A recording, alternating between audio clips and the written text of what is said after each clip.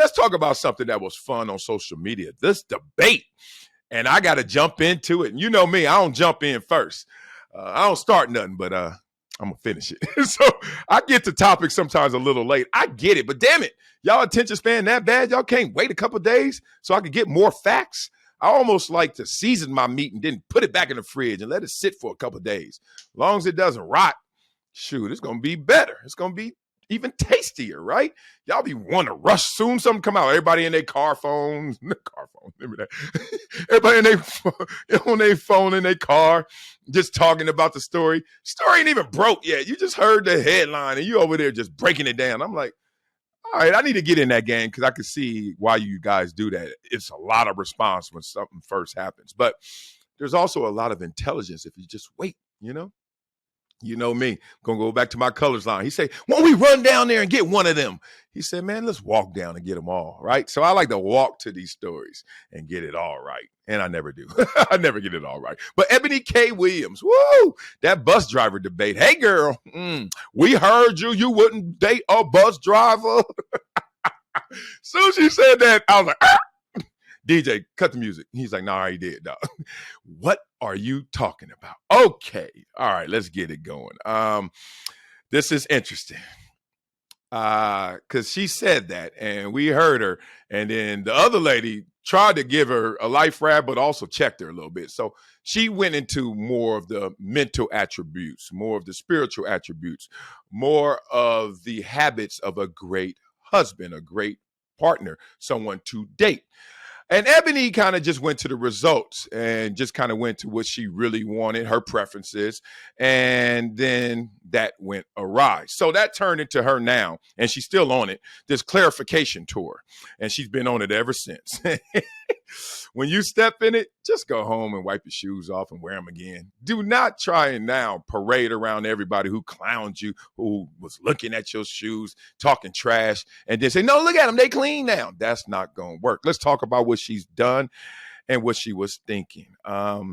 She tried to backpedal or broaden her comments into actually Black excellence. And I'm here to tell everyone that excellence has no different racial versions and variations. Excellent is excellent. But I digress, and we'll have that conversation another time. But I was like, oh, now she into the pander world. Now she over there just trying to, let me save myself because, I have offended some people. Now, it's okay to offend people because if you feel that's your truth, that's your truth.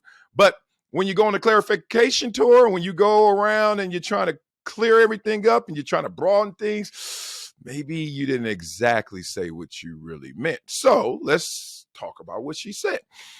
If you listen to her, this is what forever single sounds like. And that's not to damn her. That's not to condemn her. But I just know that's the chorus of the forever single. They talk about things that are not the main ingredients of a successful relationship. An occupation is more important than the occupation. I'll say it again. An occupation is more important than the occupation. Don't believe me? Let me give it to y'all all in digestible ways. James Evans, right? Remember? Good Times? Yeah. Papa James Evans had an occupation, right? He was always looking for work, but he found some work. An occupation. Tremendous relationship. The occupation is like a Blair Underwood in every damn movie he is. He always got a good job. He always fresh to death. He half the time married and ain't never faithful, right? Ain't never happy, never in something good forever, right? So being serious about this, being a married man and understanding what was happening here, she has now become the poster woman for don't miss the boat waiting on a yacht. And I've always said that my homegirls, especially the forever single ones, and I could see it coming when they were 26, they were talking now. I was like, better change that tune, better change that attitude, or else you're going to be forever single. Don't miss the boat waiting on a yacht. And Eboni K Williams is sounding like that person. Why? Because that person thinks that the success that money will bring you is going to glue a relationship together. No, it's the esteem that you have for whatever you're doing that is going to be the glue to any relationship. So you don't have to make a lot of money. If I were a school teacher, like I raised my hand to be, but then my other hand was raised as well, saying I'm going to get bigger, faster, stronger, and end up playing in the NFL. But this hand was up first. I wanted to be a school teacher. Are you kidding me? On my $47,000 a year salary, I wouldn't be damned or doomed to a lesser relationship? No, not at all. And I understand where she was trying to go. She was trying to say, look, I want people to aspire to be the best. And then in the best, that obviously has an equation of monetary success, or it has a job with reverence and high esteem. And she's saying a bus driver, that is not it. That's a fallback occupation. You did not wake up when you were 9 years old and looking at the walls and looking at the popcorn ceiling that you grew up under saying, oh man, once I graduate, I want to be a bus driver. She's going there. Y'all need to go there too. Now, that doesn't mean that being a bus driver isn't success, but that doesn't mean it's also something you designed and dreamt of as success, right? So both things can be right. I didn't dream about this, but this is still something that I respect, something that I revere, something that is my success. And I tell people that all the time because playing football, people just think that that is the ultimate level of success. And I'm like, well, one, it's not, because I get a check from somebody who is the ultimate level of success if you want to stay in this narrow lens. Why? He pays every single player here and still has enough for profit and enough to spend on his grandkids when he sees them. You know what I mean? Like, that guy is even more successful than me. But I get it. We're all in that top 1%, the 0.1%, let's say that. But we're not the only versions, y'all. We are not the only types. Entertainers and athletes and high net worth people are not the only versions of success. Godly, I've been broke before and I understood what happiness looked like then. And godly, I got $5 now and I still know what happiness looks like. And since I have $5 now, I still have marital conversations and difficulties and arguments and differences like everyone else, no matter how much you make. And some would say you got more because you make more. Let me tell you what you do have more of. Temptations, opportunities, things you can make happen that could undermine your relationship. Yeah, you have more of those opportunities. Why? Because you don't have the same budget, right? So say you the guy that's cheating and you're making under $50,000 a year. There's a certain point you're going to be like, dog, we ain't getting a hotel this time. Back in this car, girl, right? But if you got the dough, you ain't ever thinking about ever going to the back of the car or limiting how many times you guys hang out because you can't afford it, right? Just simple stuff, simple mathematics. But those mathematics are not as simple when it comes to relationships.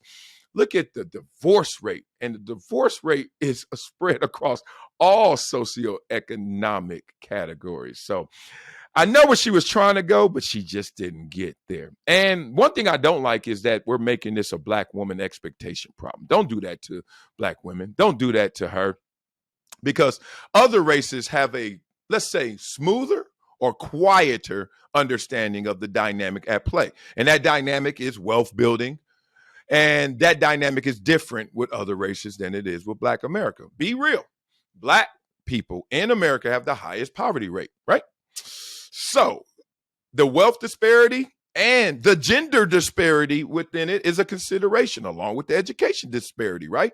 With Black women versus Black men. Like, we ain't gonna go into those weeds, but basically that helps you understand that she is trying to illuminate what a lot of other races already smoothly digest, right? They smoothly digest that the wealth transition in this country, the greatest way to exchange wealth in this country is inheritance. Number two is the institution of marriage. So partnership matters if you're going to look at it and reverse engineer it in terms of wealth. If you're going to say, okay, how do I get someone to give me some money? Well, the easiest way to get money in this country is not to build a business. It's to have mama and daddy say, here you go. And that's been the number one transmission of wealth. Number two is marry somebody who got that, right? And she's trying to basically say that's what she is into, or that's what she wants for her preference. She should have just said that and stayed there and not done anything else. But she ain't listened to your boy. Your boy got 2 rules. I got 2 rules when it comes to this social media. That's why she on this clarification tour still. 2 rules. 1, do not respond to negative comments. And 2, do not clarify yourself in the comments. If not, you don't want to listen to those rules, just grab the poisonous rope that you just have hung yourself with and forever will be at the mercy of those commenting. So that's where she is right now, man. It's kind of crazy.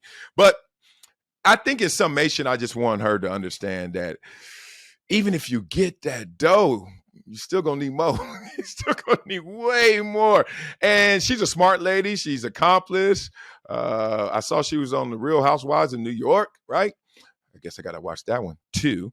Wink. Man, it's sad, man. And that sounds like a great resume. Now she's on the single mama journey because I saw a video. She's a single mother and talking about that. Well, I tell y'all, this is what forever single sounds like. And I don't want to change anyone's expectations, anyone's preferences. But if you have those, live by them. Don't try to clear them up. It's okay. And good luck to you. Don't miss that boat, though. Waiting on that yacht.